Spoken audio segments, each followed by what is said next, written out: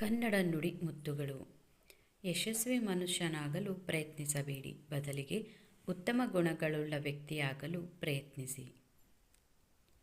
ಎಲ್ಲ ಘಟನೆಗಳು ನನ್ನ ವಿರುದ್ಧವಾಗಿಯೇ ನಡೆಯುತ್ತವೆ ಎಂದು ಬೇಸರಪಟ್ಟುಕೊಳ್ಳದಿರಿ. ವಿಮಾನ ಮೇಲೆ ಇರುವಾಗ ಗಾಳಿಯ ವಿರುದ್ಧವೇ ಸಾಗಬೇಕು. ಮನಸ್ಸು ಪರಿಶುದ್ಧವಾಗಿದ್ದರೆ ಸಂತೋಷ ನಮ್ಮನ್ನು ನೆರಳಿನಂತೆ ಹಿಂಬಾಲಿಸುತ್ತದೆ.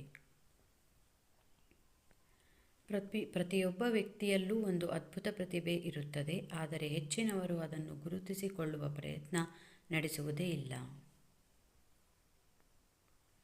ಗೆಲುವಿನ ಕನಸು ಕಾಣುತ್ತಾ ಕುಳಿತರೆ ಏನೂ ಆಗುವುದಿಲ್ಲ. ಅದಕ್ಕೆ ನಿರಂತರ ದುಡಿಮೆ ಮೂಲಕ ಅದನ್ನು ಬೆನ್ನತ್ತಬೇಕು.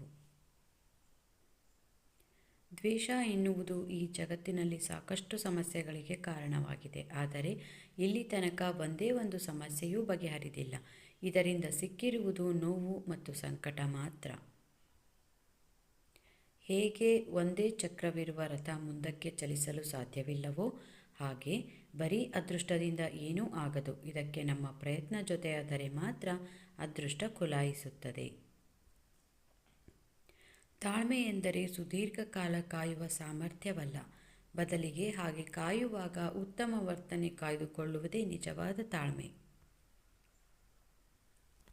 ಯೋಚನೆಗಳ ಗುಣಮಟ್ಟ ನಮ್ಮ ಬದುಕಿನ ಮೌಲ್ಯವನ್ನು ನಿರ್ಧರಿಸುತ್ತದೆ. ಒಬ್ಬ ಮನುಷ್ಯನನ್ನು ಉತ್ತಮನಾಗಿಸಲು ಅವನ ತಪ್ಪುಗಳನ್ನು ತಿದ್ದುವುದು ಎಷ್ಟು ಮುಖ್ಯವೋ, ಆತ ಒಳ್ಳೆಯದನ್ನು ಮಾಡಿದಾಗ ಅದನ್ನು ಪ್ರೋತ್ಸಾಹಿಸುವುದು ಅಷ್ಟೇ ಮುಖ್ಯ. ಸಾಧನೆಗೆ ಅಡ್ಡಿಗಳೇ ಎದುರಾಗುತ್ತಿವೆ ಎಂದು ಬೇಸರ ಪಡಬೇಡಿ. ಅವು ನಿಮ್ಮ ಸಾಧನೆಗೆ ಮೆಟ್ಟಿಲುಗಳಾಗಿ ಬಂದಿರಬಹುದು. ಮಾತು ಎಷ್ಟೇ ಹರಿತವಾಗಿದ್ದರೂ ಅದರಲ್ಲಿ ಎಷ್ಟು ಸತ್ಯವಿರುತ್ತದೋ ಅಷ್ಟಕ್ಕೆ ಮಾತ್ರ ನೊಂದುಕೊಳ್ಳಬೇಕು. ಹುರುಳಿಲ್ಲದಿದ್ದರೆ ಬೇಸರಪಟ್ಟುಕೊಳ್ಳುವ ಅವಶ್ಯಕತೆ ಇಲ್ಲ. ನಿಮ್ಮ ಯೋಚನಾ ವಿಧಾನವನ್ನು ಬದಲಿಸಿ, ಅದು ನಿಮ್ಮ ಜೀವನವನ್ನೇ ಬದಲಾಯಿಸುತ್ತದೆ. ಶ್ರೇಷ್ಠತೆ ಎಂಬುದು ಒಂದು ಕೌಶಲ್ಯವಲ್ಲ, ಅದೊಂದು ಮನೋಭಾವ. ಶಕ್ತಿ ಎನ್ನುವುದು ದೈಹಿಕ ಸಾಮರ್ಥ್ಯದಿಂದ ಬರುವುದಿಲ್ಲ, ಅದು ಎಂದೆಂದೂ ಸೋಲದ ಸಂಕಲ್ಪದಿಂದ ಬರುತ್ತದೆ. ದೃಢವಾದ ಇಚ್ಛಾಶಕ್ತಿ ಇರುವವರು ಎಂಥ ಪರಿಸ್ಥಿತಿಯಲ್ಲೂ ಧೃತಿಗೆಡುವುದಿಲ್ಲ. ಹೂವಿನ ಪರಿಮಳವು ಗಾಳಿ ಬೀಸಿದ ದಿಕ್ಕಿನಲ್ಲಷ್ಟೇ ಪಸರಿಸುತ್ತದೆ, ಆದರೆ ಒಬ್ಬ ವ್ಯಕ್ತಿಯ ಒಳ್ಳೆಯತನ ಸರ್ವ ದಿಕ್ಕುಗಳಲ್ಲೂ ಪಸರಿಸಬಲ್ಲದು. ಮನಸ್ಸಿನ ಗಾಢ ಮೌನದಲ್ಲಿ ಮಾತ್ರ ಸೃಜನಶೀಲತೆ ಪ್ರಕಟಗೊಳ್ಳುತ್ತದೆ. ಏನೇ ಆಗಲಿ, ಅಂತರಂಗಕ್ಕೆ ತೆಗೆದುಕೊಳ್ಳದಿದ್ದರೆ ಅರಿವಿನ ಬೆಳಕು ಮೂಡುವುದಿಲ್ಲ. ಮನಸ್ಸು ಎಷ್ಟೊಂದು ಪವರ್ಫುಲ್ ಎಂದರೆ ನರಕವನ್ನೇ ಸ್ವರ್ಗವಾಗಿಸಬಲ್ಲದು, ಹಾಗೆಯೇ ಸ್ವರ್ಗವನ್ನೇ ನರಕ ಸದೃಶಗೊಳಿಸಬಲ್ಲದು.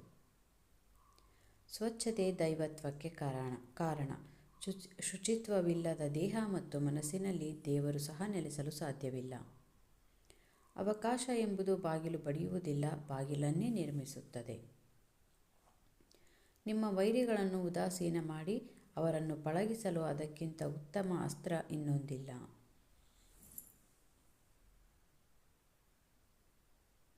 ಮೊದಲು ಅಗತ್ಯವಾಗಿರುವುದನ್ನು ಮಾಡಿ, ನಂತರ ನಿಮ್ಮಿಂದ ಸಾಧ್ಯವಾದುದನ್ನು ಮಾಡಿ, ನೀವು ತಂತಾನೇ ಅಸಾಧ್ಯವಾದುದನ್ನು ಮಾಡುತ್ತೀರಿ.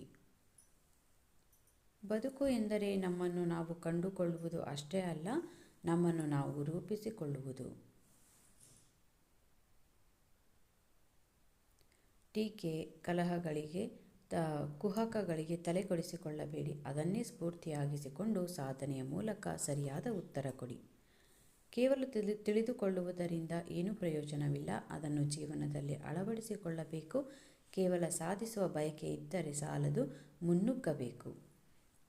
ಕಬ್ಬಿಣ ಕಾದಾಗ ಹೊಡೆಯಬೇಕು ಅನ್ನೋದು ನಿಜ, ಆದರೆ ಅದನ್ನು ಕಾಯಿಸುವ ಕೆಲಸವನ್ನು ನಾವೇ ಮಾಡಬೇಕು. ಕ್ಷಮಾಗುಣ ನಮ್ಮ ಮನೋದೃಢತೆ ಮತ್ತು ಸಾಮರ್ಥ್ಯದ ಪ್ರತೀಕ. ದುರ್ಬಲರಿಗೆ ಎಂದೂ ಕ್ಷಮಿಸುವ ತಾಕತ್ತು ಒಲಿಯದು. ಪ್ಲೀಸ್ ಲೈಕ್ ಮಾಡಿ, ಶೇರ್ ಮಾಡಿ, ಸಬ್ಸ್ಕ್ರೈಬ್ ಮಾಡಿ. ಕನ್ನಡಿಗರನ್ನು ಬೆಳೆಸಿ. ಧನ್ಯವಾದಗಳು.